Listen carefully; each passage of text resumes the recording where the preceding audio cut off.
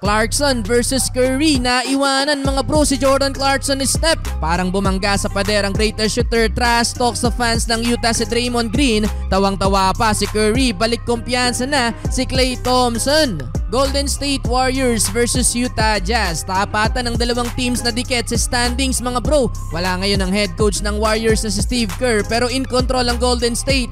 Ganda ng pasahan nila, 10 assists on 13 field goals made. Nanguna ang rookie na si Brandon Podziemski na may 8 points, sinundan ng 7 points ni Wiggins at 5 points ni Kuminga. Medyo alat pa si Steph, 1 of 5 sa field, pero kumana ng 5 assists sa first quarter si Curry. Sa Utah, maagang naramdaman ang opensa ni kabayan Jordan Clarkson. Naka-flame on agad si JC, 8 points sa first quarter. Though naghahabol nga lang sila dyan ng 8 points, 34-26. Second quarter, pangiti-ngiti pa sa bench si Curry, not until pumakawala ulit ng opensa si Clarkson. 5 straight points para kay kabayan mga bro. Dyan na napa-timeout ng Warriors at ipinasok na si Steph. Bumawi ng driving layup ang greatest shooter, pero nakakalamangan Jazz mula sa corner. 3 points na to ni Clarkson.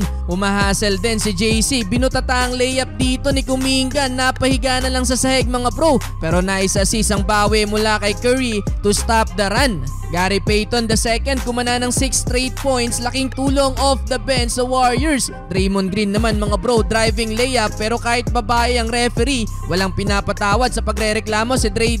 3-minute mark, napabaya ang libre si Stephen Curry. Pinagbayad tuloy ang Utah. Double figure na para kay Steph with 10 points. Step back jumper sa last 19 seconds. Heto pa mga bro, Draymond Green buzzer beater half court shot. Natawa na lang din si Steph sa nakita kay Draymond. Balik sa 8 points ang lamang ng Warriors, 63-55. Entering the third quarter, gandang simula para kay Klay Thompson, back-to-back basket. Stephen Curry naman mga bro, parang bumangga lang sa pader nang mabigyan ng hard pick ni Walker Kessler. Muling bumalik sa double digit ang lamang ng Golden State. Andrew Wiggins takeover mode, back-to-back 3-pointer. Unti-unti nang bumabalik ang kumpiyansa ni Wiggins. Under 4-minute mark, ipinasok si Jordan Clarkson. Biglang nagminira ng Utah, 5-0 run. Nagkalituan pa etong si GP2 at Podziemski na turnover ang bola sa inbound. Hype na hype pa si Sexton. Last 2 minutes, unang puntos ni kabayan sa second half, driving floater, pero matindi ang bawi ng Warriors mga bro. 5 straight points para sa rookie na si Trayce Jackson at another buzzer beater quarter layup galing kay Klay Thompson. Hawak ng Warriors ang 13-point lead, 93-80. Well, fourth quarter, pumapalag pa ang Utah mga bro, pero night-night na sila nang pumakawala ng back-to-back 3 points ang greatest shooter na si Stephen Curry. Nag-stare down pa mga bro, halfway mark, 15 points na ang lamang ng Warriors, 108-93.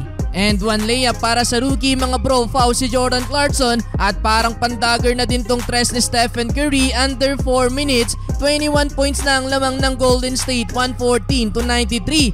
Well, sa dulo mga bro, hindi na nakabalik ang Utah, kaya naman panalo pa din ng Golden State at magpapatuloy ang 5-game winning streak.